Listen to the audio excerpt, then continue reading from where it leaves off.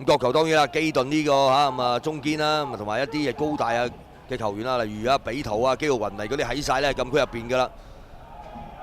外彎靚啊入啦！哎呀呢個第一下雖然個波就未入，但係第二下門前好嘢啊，反應快啊！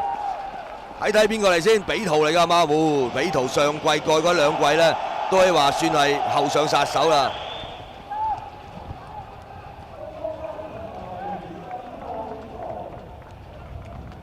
比圖今季亦都喺銀牌攞到佢第一個入球之餘咧，亦都係今屆港甲賽事嘅第一個入球嚟。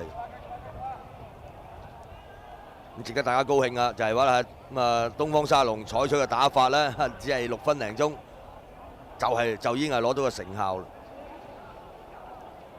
咁比圖正話提過㗎啦，其實過往佢效力唔同嘅球隊啦，喺港甲賽事裏邊咧，助攻經常都有收穫㗎。